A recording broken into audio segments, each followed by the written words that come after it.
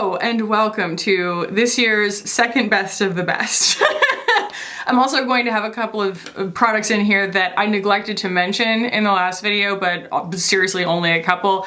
This is the video where I talk about the things that were pretty good. And it's hard for me to do that because honestly, if it's not great and it doesn't like hit every point for me, I am not going to encourage you to spend your money on it.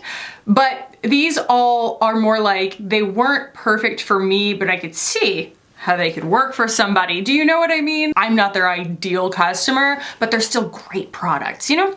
So let's go ahead and jump in. Also, it is like nighttime outside right now, so it's gonna be a little contrasty in here. I'm literally only working with artificial light right now because we are about to have, I think we're gonna have like snow today, rain tomorrow, and somehow over the course of the day it's going to go from 56 degrees to 8 degrees. That's what we're cooking with for tomorrow, so all right, we are gonna start with some complexion products. And the term that I've coined for this phenomenon is great is good. As of 2022, I have declared great is good, especially as it pertains to foundations, because there's just been a sea change in the entire industry over the course of like, at least my career on YouTube, but especially since like the beginning of the big wave of beauty having a popularity in its own community online and things like that. And that is that brands have had to up their game. It is just so competitive for them. And so great is good. And these are all great. They just weren't as great as the things that I ended up recommending in my best of the best. And those were for like very nuanced reasons. So one of them is the Iconic London Super Smoother Blurring Skin Tint. This is like the Fenty Eavesdrop, but a little bit lighter weight and a little bit less coverage. So it has that lovely like natural satin kind of finish to it. And Iconic London claims to be fungal acne friendly. So I got to using this quite a bit when I was working against whatever perioral dermatitis situation I had going on there for a minute, things like that.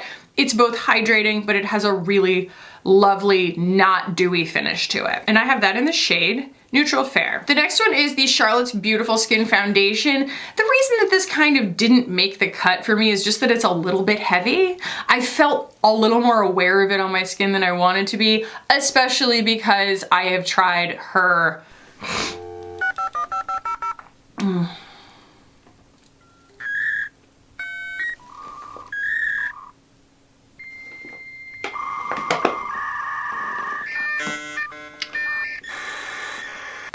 I'm having like an out-of-body experience. I've tried her other tinted moisturizer. I'll put it on the screen. Oh my god, why can't I remember what it's called? And it's so good, but it has ingredients that tick my skin off in it, and so that's why I don't use it. But like this, knowing what she's capable of for a really comfortable foundation, this just didn't really hit that for me. And it's just like not really behaving like skin the way that I want it to be. The way that I want it to, especially for something called Charlotte's Beautiful Skin Foundation. It is fine. The Kosas Revealer Skin Improving Foundation. Again, it's fine. It's another thing that I'm a little more conscious of than I want to be. It's not quite as perfecting as I want it to be. And let's be real, if you're comparing this to the phenomenon that is the Kosas Revealer Concealer, it just kind of falls short. It just isn't quite there. It's a little bit dewy, a little bit glowy. It's great. And great is good. The CC Plus Nude Glow from It Cosmetics. This is basically a dupe for the Fenty, what were we just talking about? The Eavesdrop. I think that it's lovely if you have oily skin. That's what I will say. It's quite lovely, but if I wear it day on day on day, it will just slowly degrade my face's ability to look alive. And then we have, I mean, this is ultimate second best of the best, right? Because I declared bankruptcy. I declared Make Beauty my brand of the year, the one that I'm just like the most excited about, but the Diffusion Dew is absolutely gorgeous and adaptive and perfecting and beautiful on the skin as this stuff is. It does have a little bit of perceptible shimmer in it that's kind of a deal breaker for a lot of people, and I would just like to see them take that out. And then finally we have the light reflecting foundation from NARS. I remember talking about how miraculous it was that this didn't have any silicones in it when I first tried it. I feel like it calls itself a foundation, but it really wears better as a skin tint. And when you try to wear it like a foundation, it stays a little bit too sludgy on me. It just doesn't really like self-level enough. Like if I like to apply things with a brush, that might be half of it, but it kind of like keeps the streaks from your brush. It's like a little wet, you know, it feels like it really doesn't want to commit unless you powder it. And I just found that I reached past it. You know, it was something that I didn't reach for that often because it was a little bit finicky. I ended up not recommending it that much because I felt like if it's finicky on me kind of day to day, it's gonna be one of those products that I get feedback from y'all in the comments about, being like, you know, like I have your skin type and it didn't work for me, but it has great skincare in it and it is a beautiful kind of, they should have called it like a serum skin tint, because just calling this a foundation, trying to wear it like a foundation, it doesn't behave like a foundation, and I kind of think it's because it doesn't have any silicones in it. And I have had the pleasure and the opportunity to try a lot of foundations that don't have silicones in them this year, and a lot of them have outperformed this. All right, this is a foundation, and I think it's the last of the actual foundations in here. This is a foundation that is actually second best of the best. Like something that I use a lot, but I just have my, it's not like great is good. It's like I just have my misgivings on it. And this is the Tom Ford Traceless Foundation Stick. I did get it in too light of a shade, but what that allowed me to do, you know, as an innovation, was I apply this boom, boom, underneath my eyes, down my nose, across my forehead, and a little on my chin. And then I apply my bronzer right under it, and then my contour right under that. And I can blend it all together. I just completely skip concealer. That's what I did today. That's why I'm a little bit more like, it's obvious that I'm a little bit more blemished today, because I didn't put on any concealer. And maybe we will in a second. I don't know. I might get annoyed by the little situations that I have going on, but all that to say, it has been a really incredible foundation for something that goes on really fast, is high performing, and I remember my initial complaint with it was that it doesn't dry down, and it doesn't if you try to wear it really heavily, but I was putting too much on. It also, I want to say, is silicone free. And so you have to wear it kind of thin, but it's got a good deal more coverage and a much, much less dewy finish than the NARS. And I feel like it holds its own. When you powder it, just even lightly, or if you put cream products on top of it that kind of have their own, you know, self-setting properties and stuff, it is uncomplaining and it's very perfecting for what it is. I have so little of it on and it's so fast. Like I can do my complexion, like, cause you know, sometimes I enjoy doing my complexion. With the Chanel, I really enjoy doing my complexion. But today, I didn't feel like it. I wanted to just slap some stuff on, and this is the, oddly enough, the slap the stuff on answer to my routine. And I use this with the Makeup by Mario bronzer stick in light and my Uma Beauty contour. And then today I did use some of the Violette blush that I was talking about in my last video. So, you know, it's really, really quick. It's extremely oddly, like, it not hypoallergenic, but it actually has very few potentially allergen. It made it to the top of the list when I was doing a kind of an elimination challenge of all of the possible allergens that could be in a foundation. And I was like shocked by like actually how simple this formula is from a clean-minded standpoint of just like silicone-free, fragrance-free, SPF-free. It's very, very like straightforward. And I think that it performs really beautifully. And I have ended up being really glad that I had it. So actually what I think that I'll do, and I'll just kind of zoom through it, is I'm just gonna apply some of this like as concealer basically. So I'll take my little pro angled concealer brush here from Beauty Pie and just kind of do a little Lisa Eldridge moment of like spot concealing. It's very high pigment. Kind of reminds me of the Hourglass Vanish Stick, except that one has a lot of things in it that my skin hates. And that one does also, I feel like it's longer wearing. Like it's something that I would wear for my wedding. You know, it's very, very high coverage, but it's still that kind of versatile coverage level, you know? And I think that when you see a stick foundation, you're expecting something super, super high coverage.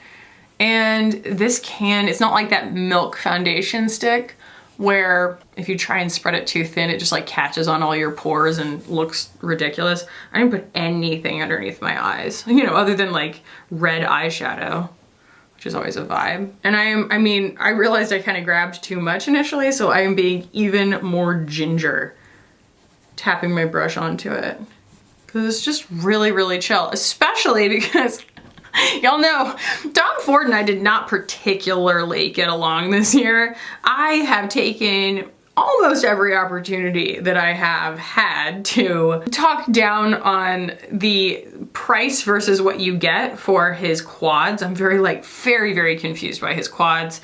I'm just like, what is the appeal here? But, you know, I just had to decide that it's not for me. I watch a lot of my friends really enjoy them and get excited about them, and they're just not for me, which saves me $90 a pop. You know, with that in mind, I have really enjoyed this little foundation stick, which is another $90 foundation. Yeah, I have two concealers in here. One, this is just one that has less coverage than I would typically wear, but it's so beautiful and hydrating. And this is the Make Skin Mimetic concealer. I have seen Susan Yara and I don't know, a bunch of other, like, well, I don't know how old Susan Yara is, but I think that she's, you know, late 30s, early 40s. I'm not sure, but like, you know, people in my age range and beyond put this on their under eyes and just adore how like hydrating and how just like subtle and beautiful it is. It's brightening. It doesn't have the sparkle, which is really nice. And the whole experience is really nice because it's in glass and it's got this really nice little pointed applicator. And it's definitely something that is greater than the sum of its parts. It's got kind of a serum thing to it where it really feels like you're using a skincare product underneath your eyes, but it's still an effective concealer. It just happens to not be the kind of texture that I like wearing all the time because it's so low coverage, you know? And then the other one that is like, it's really almost there, and that is the Charlotte Tilbury Beautiful Skin Radiant Concealer. I like this on a full, you know what I mean, a full beat, where I'm like working every corner of my face to its nth dimension. I'm trying to take every contour to its, you know, like 3 levels. I'm like going, okay, well, we're gonna go bronzer, and then we're gonna go medium contour, and then we're gonna go a nice, you know, cool contour in the back, and like just really building every illusion with shadow and light. And sometimes that is the gig. Sometimes I am feeling that look, and when I am, this is the brightening concealer that I want to use, kind of in the corners here, out here, on the top of my lip. And maybe I'd feel differently about it if I had gotten a slightly deeper shade. I have 2 fair, which I do feel like the shades are really inconsistent here. That's another really annoying thing. I had to go back in store and it was out of stock for ages and get shade matched for the Beautiful Skin foundation. And I ended up with 1 neutral, and it's a great match, you know? I think that it's a really, really accurate match, but then I buy 2, which is called fair, sure, but like 2, and it's so wildly light. And I don't mean like unusably light, but by comparison, if this is 1 and this is 2, I don't think that being 1 and 2, that means that it's a shade range that goes the opposite way, the way that like it's a Beauty Bakery. Beauty Bakery goes the other way, and so does Salt New York. No, that's not the case with these, but yeah, I don't know. That was just a little bit confusing for me, just from a color theory standpoint. I have enjoyed this. I really do think that you will only like this if you like a bright under eye. Regardless of the shade that you get, it has like this pearlescent, not shimmery, but like a light refractive quality and a pretty good bit of coverage. So yeah, it's not everybody's favorite, and I feel like it does dry out a little bit on the under eyes more than I would have wanted. It's not quite as like hydrating. So it's like on the other end of the spectrum from the Make Beauty concealer. Oh, a correction. I didn't include this because it's easy to forget about your setting mist, you know, until you use it and you're like, oh no, I forgot to say that. The Tula, I mean, look at that. It's like to here. This is the Tula Signature Glow Refreshing and Brightening Face Mist. This was such a fluke that I decided to even buy this. It was like, I don't know, I just like added it to cart when I was buying my my sunscreen on the Cholo website. I think they were running a sale or something, and I just added this, and man, I love every bit of it. It has a little bit of iridescence to it that you have to like shake up, but it's like not, I don't think you can, I mean, I have it on my face right now, and I don't think that it's, you know, it doesn't steal the show or anything. And it has probiotics in it and stuff, and it's just really, really lovely. I like it very, very much, and it has a nice smell. I think the smell is just lovely. What is that? It's got a little bit of a citrus thing to it, but it doesn't smell like cleanser. It's like a sweet citrus. Y'all always get me with sweet citrus. So yeah, you know, somebody commented very rudely on my last video and said like, you know, you keep saying that you bought this with your own money, but it's a tax deduction. Is it really your own money? I'm like, David Rose, is that you? Do you know how tax deductions work? Yeah, I have to pay for it with my money. I understand that like that means then I don't have to pay income tax because I paid that money back out, but no duh, Mom.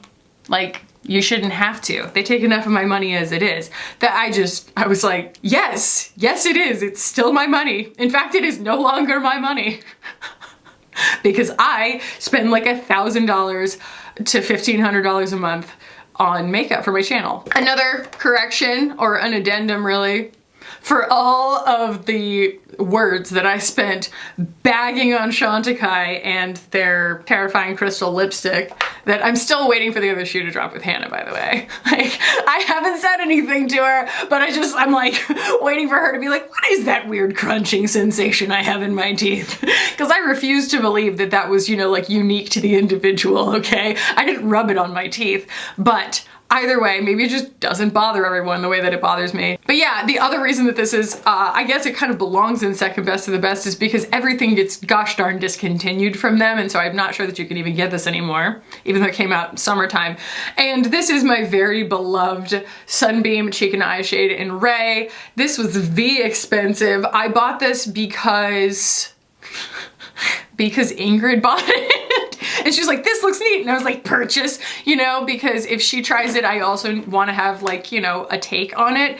And it was just one of the awesomest like bronzer things, highlighters for deep skin, eyeshadow. I heard from a lot of people of a lot of different skin tones that it just like worked for a big, lovely part of their routine. So I was really dogging on it because I was like, it's one shade. It's not gonna be a bronzer for everybody. But a lot of people were like, it's not a bronzer for me, but I love it.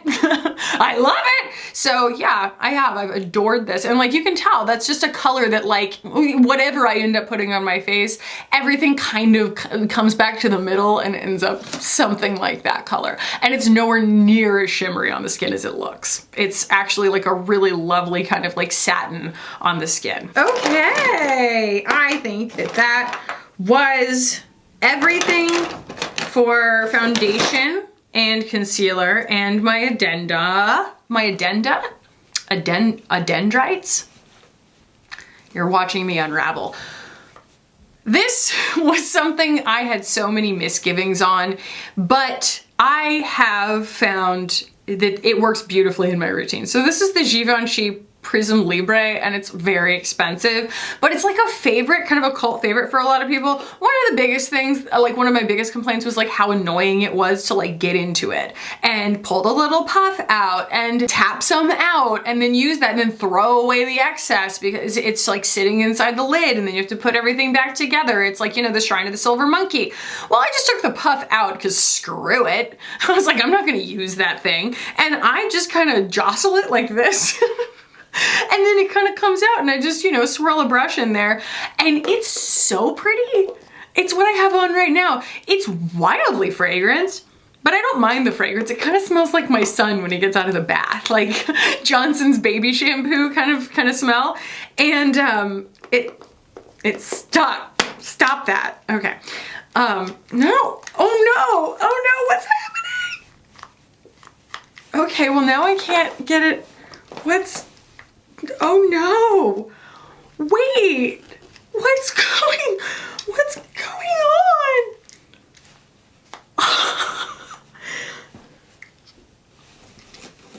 I can't get the lid off. It's like twist. What is the lid? wait, something clicked, and no, I think I might be screwed, y'all. I'm afraid that it's gonna explode. Oh my God, I don't wanna force it. What did I do?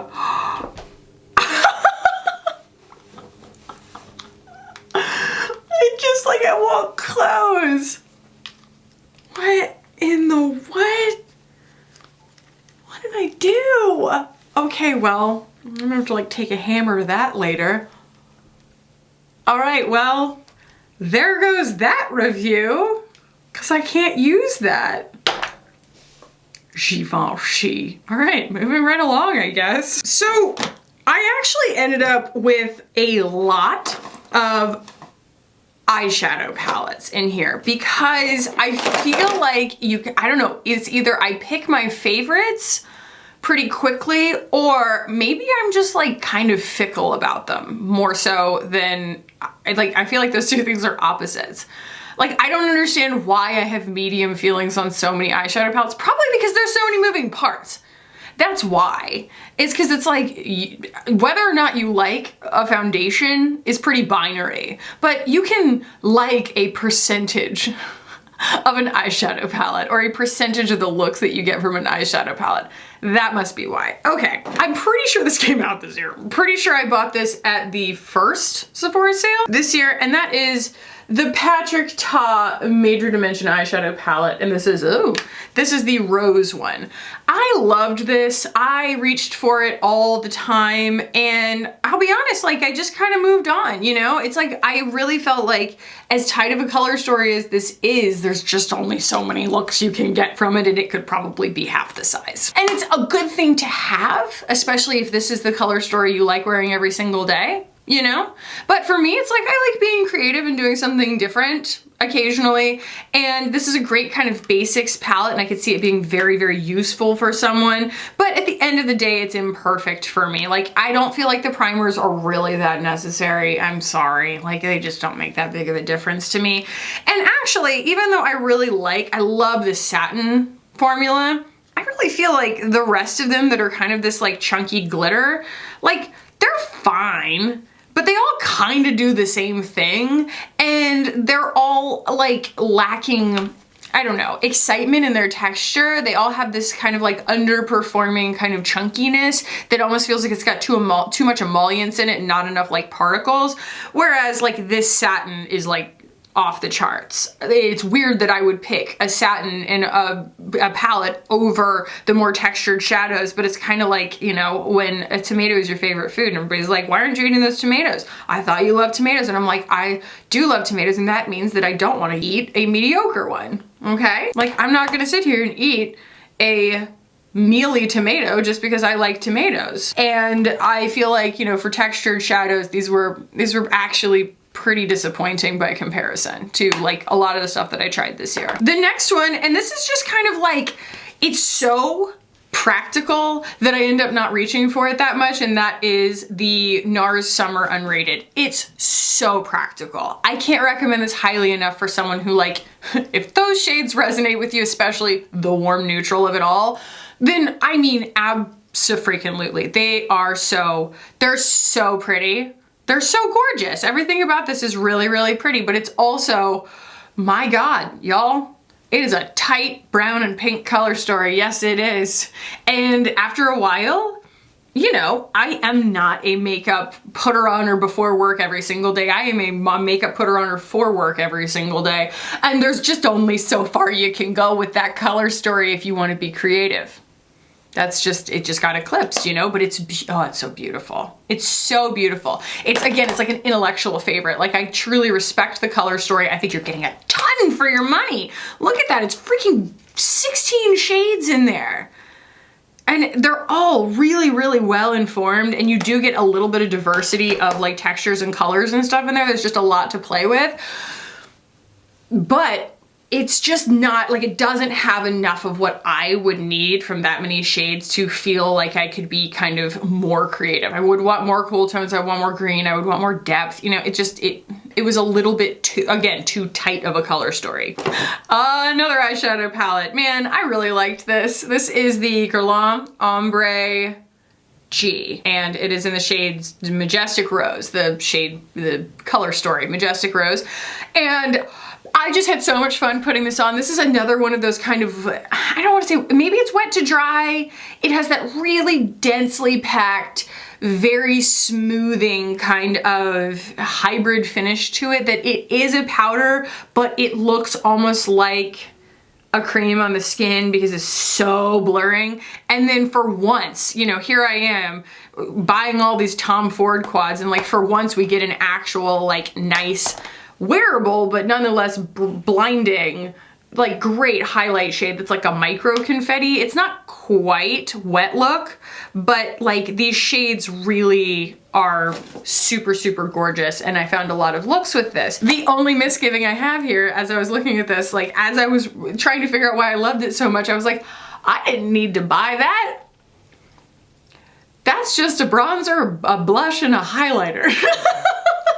That's what that is. It's like someone took a bronzer, blush, and highlighter palette and just shrunk it down and charged me a lot of money for it. So I found that I could mimic these shades with my RMS blushes and the Bobbi Brown pink highlighter, or really like any bronzer blush combo that I was wearing that day. But yeah, I mean, specifically, this was like French Rosé, Hanky Panky, and Maiden's Blush, and then the Bobbi Brown highlighter. So I was like, oh, well, that's why I like it so much. It's not a crime, you know, but it was kind of silly. I was like, oh. Next, second best of the best is this Isamaya palette. I have to say, having watched reviews of Isamaya's products since this initial launch, actually I have not seen anyone review the new collection. Maybe I should review it, because honestly, so few people seem to be doing it. But either way, this is the industrial palette, and it's so gorgeous and it's so spooky, and it's so much fun. But I do feel like it was just so niche, it was so specific, that I kind of like ran out of ideas on like how to make this work for me on like a day-to-day. But I feel like now that I'm in my villain arc, I could get more use out of this. Yeah, I think I need to reach back into this, because this one's, you know, funky and weird. It's a lot of fun. We could do some weird stuff in here. So yeah, maybe I need to get back into this. I guess from a use, like amount I used it standpoint this year, this one was second best of the best, because it was like I wanted to love it more than I ended up using it. But I think I can get into this some more. I think that might be the project, especially since it doesn't seem like it's going to be disappearing anytime soon. Like I thought that things were just going to fall off the end of the earth and she was just going to like bust another one out, you know? But yeah, I think that this is kind of what I need to be, you know, going towards this year. Okay, and we have 3 more eyeshadow palettes. Yes, we do. The next one, this was like the first thing I thought of when I thought of second best of the best, because it's so easy to compare this to the Rose Metals palette. And this is the Nouveau palette from Anastasia Beverly Hills. It came out first, I mean, earlier in the year. And it's, I mean, the experience of it. I love this packaging. It's just so elegant, and also it, like, this texture for whatever reason doesn't show fingerprints and it doesn't stain, and it's just really elegant the way that they did it. This is what I have on my eyes today, and I adore it. I really do. But I find that it's kind of like a hedge maze. Like, I end up with something okay by the end of it, but I'm constantly like at a loss on how to navigate it. I'm like, I guess I'll just do a little bit of this and I just put a little bit of that. But like, there are ones that I kind of cling to for safety, because I feel like I'm always in over my head on this color story. It's just a little bit scattered. Every time I pick this wisteria shade up on a brush, I just wipe it back off. I'm like, I don't know how to put that with the other stuff in here and make it look good. And that's like a whole shadow that I don't know what to do with it. And like, I love, of course, I kind of lean on these weird kind of like pinky reds, and I, you know, lean on these like, you know, softer metallic-y satins, but I like the ones in rose metals better, especially for what I'm using this for. It's like rose metals, which I actually dragged my feet on buying in the first place because I did really like this. It's like, I got rose metals in my hand and I was like, nouveau huvo, because yeah, that one just like, it's so much more intuitive, especially because we're not talking necessarily about like a crazy tight color story versus a really chaotic color story. It's more just that there are more cohesive sets of color stories in that one, and like this one is just kind of chaos. It's not bad chaos, but they're disparate. And one of the biggest hangups I have, and I did end up using Muse today, this shade right here, it's like this deep, deep, deep brown satin. I used it on my outer corner, but like the wild leap from all of the other tone values in this palette to that color being the darkest color in the palette is actually really challenging for somebody of my skin tone, because like, it's just, you go from like blending these things that are all very, you know, close to my skin tone to just jumping wildly into something that's just going, I mean, you could make or break your entire look if you are not so delicate about dipping your brush into that shade. And it's kind of the only way within this palette to get the depth. And I love what I ended up with today, but it was one of those like holding my breath, praying to the makeup gods kind of things, because it can go south so quickly. And so as far as the criteria on my channel being, is it fun? Is it easy to use? It's a lot of fun. It's not super easy to use. It's not a very intuitive color story. And I feel like maybe if you have it and you just kind of ignore certain shades, you can get a lot of satisfaction out of this. And especially if you're into wearing greens that go a little more blue, you could probably go into that wisteria shade and stuff. But I think it's just like the little hints of blue in this palette that are what kind of are the straw that breaks the camel's back for me, where I'm like, I don't feel confident dipping into that color today. And so I kind of don't end up dipping into it any day. Whereas rose metals, by very, very easy comparison, it's like I really feel like I could smack any of those colors right on my eyeballs, and it's truly just a complexion thing, you know? It's just a comfort zone thing. But I did end up with something that I think is really, really pretty today. I do wish that there were some more also, like there's Lily, and Lily's like a duochrome kind of, like it definitely shifts, but it doesn't have, I feel like, enough texture for you to like really see the duochrome. It's super pretty, but I wish that there was like more texture. That's something that Aether does really well, is that like if she does have disparate shades in a palette, she will throw colors like in the, like she did in the center right here. This is the Desert Sunset palette, where each of these shifts a way to like bridge to the weirder shades. So it's like you have one that goes this like, you know, dark brown that shifts pink. You have a gold that shifts pink. You have this other that's like just a pure gold. But like the way that they kind of allow the glitter to bridge the gap between the shades that don't necessarily seem to intuitively go together makes the palette so much more functional. So I feel like that's kind of what Nouveau was lacking. I will only touch on this briefly, and that is the Foreplay Everyday Quad, the nudes from Makeup by Mario. I think that these are some of the most useful quads. Like if you're a person, like my aunt was visiting when I was visiting my mom for like early Christmas this month. And there are a lot of people who don't want any shimmer on their eyes. They want something really functional, small if possible, and that it has some excitement to it but doesn't go full glitter texture like the Makeup by Mario Ethereal palette does, for example. This is the one, and it comes in 3 shade values, 3 color stories, you know, and this is the lightest one. I just think that this is absolutely lovely. It just kind of lacks excitement for all the same reasons that I just enumerated, you know?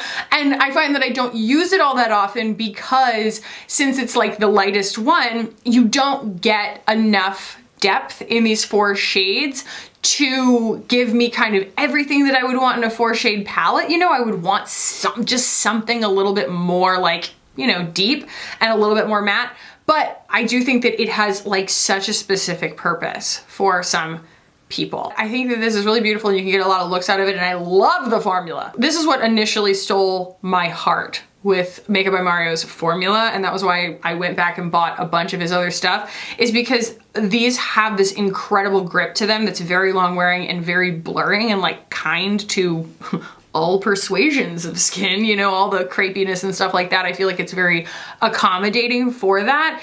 But again, it's just like, it's not necessarily a super reliable basics palette for me, and it also doesn't, it obviously lacks the excitement that I would want. So I just didn't end up reaching for it that much, but I think that it is lovely. And finally, one that I really just can't, this is it for the palettes, and then I do have a couple of singles also. These are the Byredo Quints. They have, you know, 5 shadows in here. First of all, I don't completely love the setup. I think that these are really difficult to get like your finger into and actually use all of the product without just like smashing it everywhere, which is a little bit annoying, but I do love this very like organic, sumptuous sort of like pebble situation. Either way, I think that Byredo throws down the gauntlet on formula. It is just some of the most unbelievable, like when you touch it, oh my God, it just gives you like good chills, not like creepy chills.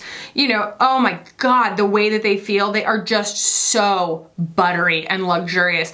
But like the color stories that I got, they don't stand alone as looks. I did end up smashing them all onto my eyes for the review videos, and they worked, but not in a way that like I wanted to pick them up and wear them again. And I have yet to see a Byredo color story that does truly speak to me. And that doesn't necessarily mean that it needs to be like a super practical, you know, light, deep, matte, shimmer, you know, like, you know, an everyday palette.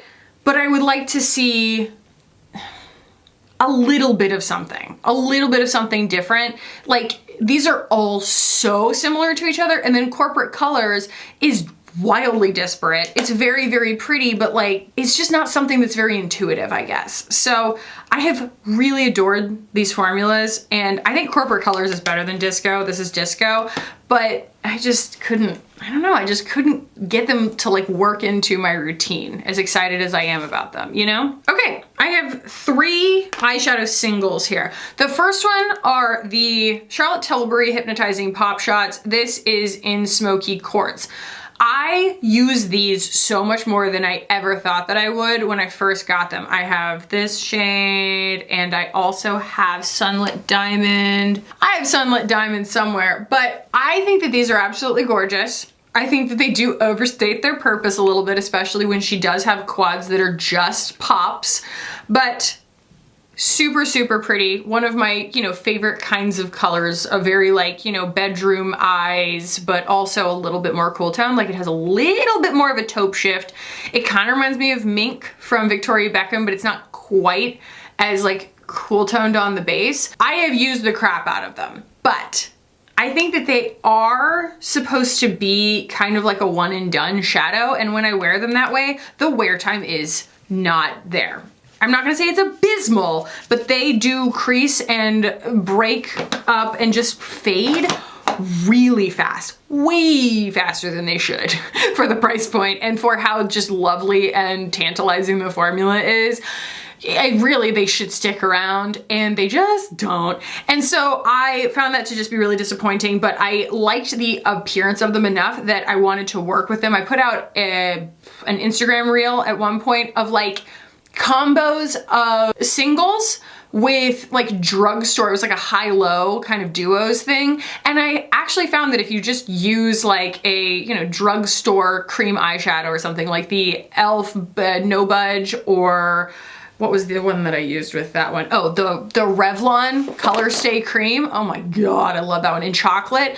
It really elongates the wear time, but I feel like as a standalone, you know, 32, 35, how much were they? I don't know. Very expensive little singles that they didn't stand alone as like worth the investment for me in that sense, especially when I feel like there probably are shadows in palettes that I have that, you know, would do something very similar, but I did make them work. And I do think that they are absolutely gorgeous, and I reach for them so much more than I expected to. Sunlit Diamond is just such a great copper color that does give me like a little bit of that like ethereal spooky eye thing as a finishing touch, and it's definitely one that I reach for a lot. And Smoky Quartz is super, super sultry. So yeah, just like everything else in this video, it is a caveated recommendation. The next, and this is only because I actually feel like they were too cool toned for me, but I have to give snaps to Phytosurgeons for putting out this Weathered Woods collection this year.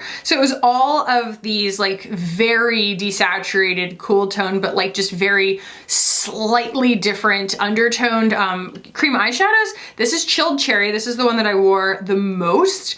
And what Phytosurgeons really has going for them is their formula. Like their formula wears forever and it's really good at not creasing, and it's just a really great, you know, look on the eyes because it's super, super thin and it goes on really easily. It is kind of the ultimate one and done for people who are into that. But I just found that like they were all so cool toned that like when I saw myself in pictures and stuff, I was like, ugh, like, yeah, like that's a lot. It was just like, this is actually probably the warmest one. And they all just kind of looked a little too gray on me, especially as things tend to want to go a little bit more orange on my skin or a little bit more pink.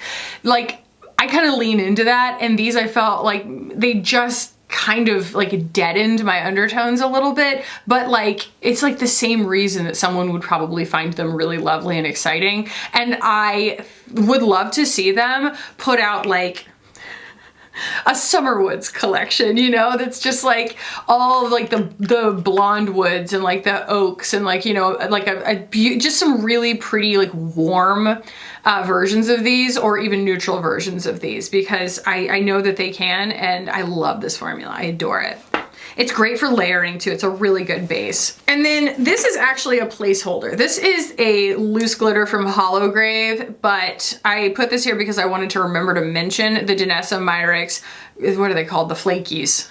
The Infinite Chrome Flakes, I believe is what they're called. It's not really even an unpopular opinion because I really loved them. I think that they're awesome. I actually love the like funky, irregular crust that they put on the skin. They're awesome, but the container that they're in, all of mine dried up within a couple of months, and I was like, that sucks because they're expensive, and I was about to buy all of them. But like I understand why someone like Hollowgrave makes theirs loose. It's definitely a little bit more difficult to use, but it has this appearance. Ah, and they just fly everywhere.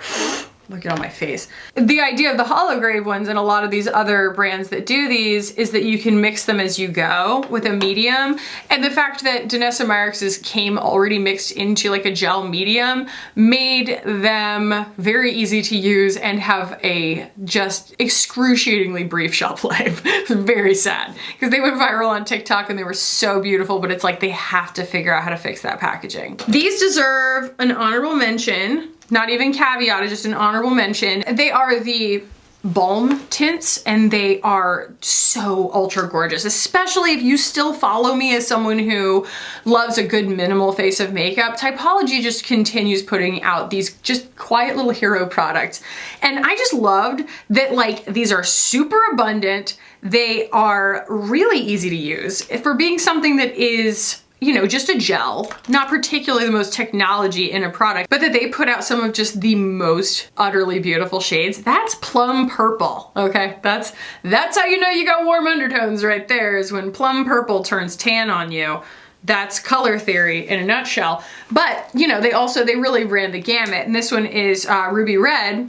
I can even wear this one, which is wild. So if I can wear the Ruby Red, it means that it's been, you know, formulated with some nuance. It's just a really lovely hydrating formula. This is not necessarily for someone who doesn't want to look dewy, you know. It's going to look dewy, but you don't need a whole lot of it, and you can wear it kind of on different parts of your face. You can use it as a lip balm as well, but I just loved these. I feel like they're a good alternative to like Salt New York if you're looking for something that's like not in a pan that you have to have in, you know, like a palette. They're just literally like these little aluminum tubes, and that's just a preference thing. But I feel like the colors are that good, and the formula is just as easy to wear, you know, but it's more for someone who wants to look a tiny bit dewier than that. And I feel like they're relatively affordable too. So yeah, I really enjoyed these. I have one brow product, and it's only because I haven't had it that long, so I don't want to be like, oh my gosh, I want to sing this from the rooftops. I've just only had it for like a month or something. But the new Thrive Instant Brow Fix, I did not like their tinted Instant Brow Fix. I guess that was what it was called. because it was just too soupy, but this is the clear one and it's got a honking huge brush on it and it has hold. And it's like a really good clear brow gel that has just the right amount of hold without being like flaky or hairspray looking. And it goes on really fast because the brush is huge. It's such an easy thing to overlook, but it's a really good clear brow gel. All right, and the last thing here are lips, and really the main reason that I don't talk that much about lip products is that I find my favorite colors in things, and I'm so ultra specific about the colors that I want to wear on my lips, and it means that like certain really great formulas fall to the wayside because they didn't have a color that I loved as passionately as I loved another one. So this is actually a color that I almost could mention as one of my favorites, truly, because it's just so darn good. But this is Nympho from NARS.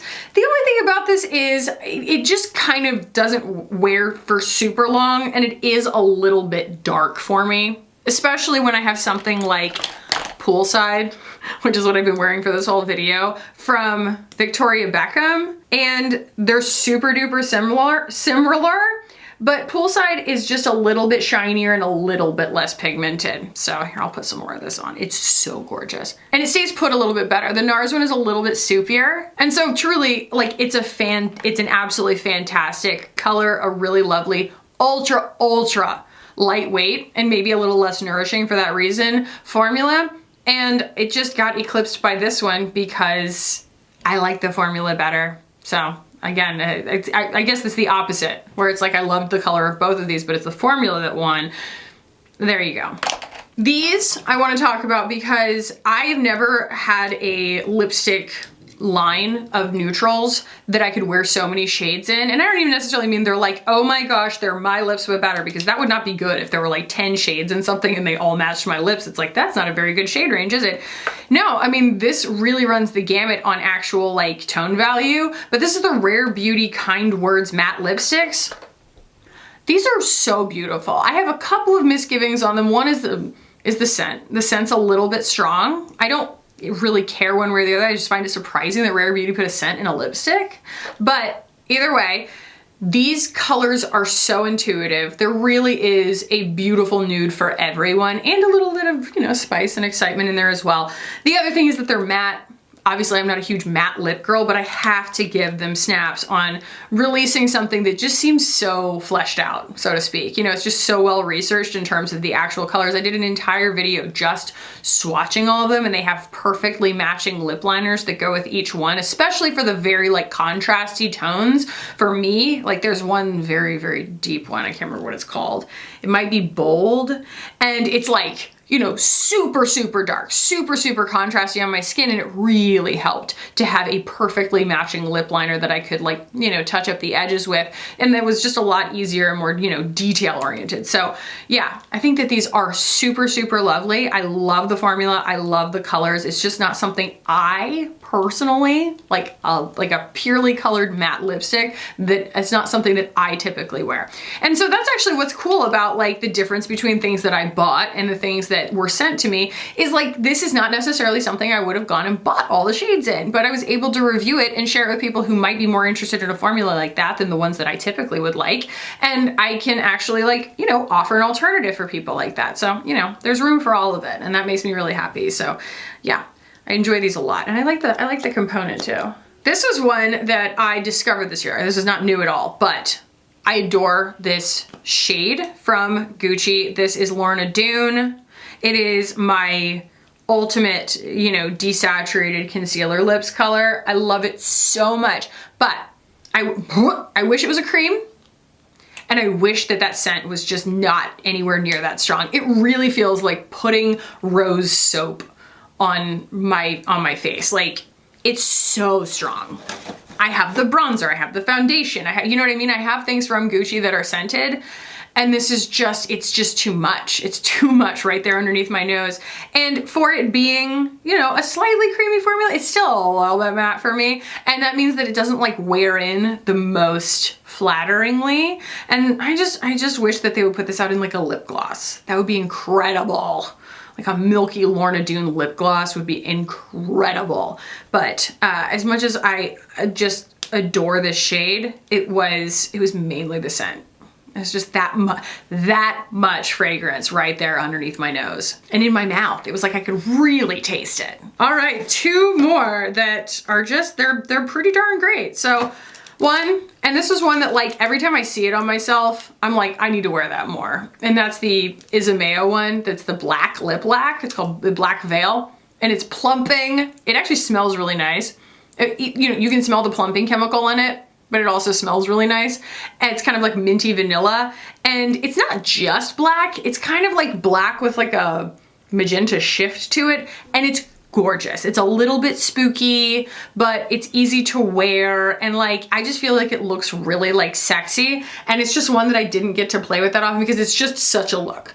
It is like one note. You are either here for that look or you are not. There's no altering it, you know, and it's like you have to commit. And I feel like that's how all of Isomea's stuff is. Like when she comes out with these very specific collections, you're either in the mood for that or you're not on any given day. And there were just a lot more days than I had counted on that I wasn't in the mood for an industrial palette or, you know, an industrial lip kind of look. So I have to commend her on the quality of the formula and the, you know, the trueness to her vision that everything really occupied in the release. But it's like one of those things where I wish, because like it's an intellectual favorite where it's like I really wish I'd gotten more use out of it because it's an exquisite product and I like won't be decluttering it. And finally, I wanted to offer an alternative, okay, to our friend, our frenemy, this little thing here from Chantecaille. So yeah, you know, we've got a lot of glitter. It's like, it's fine. I don't find it to be particularly nourishing, and it has a really lovely like vanilla scent to it. But if what you're looking for is that excellent, just outrageously densely packed glitter on the lips, this is the one, my friends. This is the Anastasia Amber Sparkle Lip Gloss. This was another one that like, as soon as it just like crossed my plate, I guess it was on Trend Mood or something, I was like, ooh, ooh, ooh, ooh, ooh, ooh, ooh, sparkly, you know? And so I bought it, and it is the sparkliest lip gloss of all time. It has different colors in it than the Chantecaille, and I like that better because it's more amber. So I know it's like hard to see, but okay, so there's the Chantecaille right there, and then here's Amber Sparkle. And the cool thing about Amber Sparkle is like, yeah, it's got an absolute crap ton of glitter in it, but when you put it on, like you push your lips together and the glitter will come to the surface, but as soon as you're just living your life, the glitter sets back and it just adds this really beautiful, I was wearing it the whole time in my last video, in my best of the best video, and it's super pretty. It's just really, really pretty. It doesn't get stuck in your teeth. It's an intelligent suspension for that much glitter. And I just think that it is a much more elegant looking formula. You know, I don't want matte glitter on my lips. That's very strange. If I want glitter, I also want shine, and it just really hits all the marks. And I do end up wearing it a lot, but it's one of those things that it's been in my purse because I wear it a lot on my own time, and so I like forgot to mention it. I guess it's kind of an addendum actually, because it was truly like a very like much used favorite. Here, I'll put it on. I mean, it's thrilling. Like, I don't know about y'all, but that's how I want to wear a glitter encrusted lip. It's just so, it's so cool. It's still giving 90s or early 2000s even, but it's just so much easier to wear. It's so much more comfortable. I think it's so much prettier. So yeah, that's how I'll close this one out. And I think next is just going to be my declutter series. And I'm not sure exactly when, like what day next week I'm gonna be able to get that out, because daycare is closed all week between Christmas and New Year's. So pray for me, but we have like, you know, plans with family and stuff like that. It's gonna be fine. I'm just exaggerating. I just don't know exactly like when I'm going to be able to like be able to come and shut myself in a room and like set my camera up and everything else like that for a declutter in the style that I typically do it. So just bear with me on that. I hope everyone has a lovely holiday, whatever you celebrate. And if you don't, the good news is after that, it's over and we just get to go back to living our lives. I for one, am pretty exhausted and ready to just go back to living my regular life. So anyway, y'all, I love you so much. If I don't get a chance to tell you again before the end of the year, I just want to thank you for making 2022 such a freaking awesome year for my channel. It's just been one where I feel like we have really like settled into our niche. Like everything about my channel feels so much like home now, and I feel like there is just this really strong culture to our community of no nonsense, really supportive, non-toxic energies, okay? Not non-toxic makeup, but non-toxic energies, and chaos, you know, and just embracing our freak flags. And I love y'all for always encouraging me, and I just really, really appreciate every person who makes this place what it is, because you have helped me live my dream in this hilarious room full of mess. Like, this gets to be my job and it's the coolest thing in the world. So yeah, oh man, I love y'all so much. I'm so grateful to you for everything, for helping me grow as a human being and as a creator. And I will see you very soon in the next one. Bye.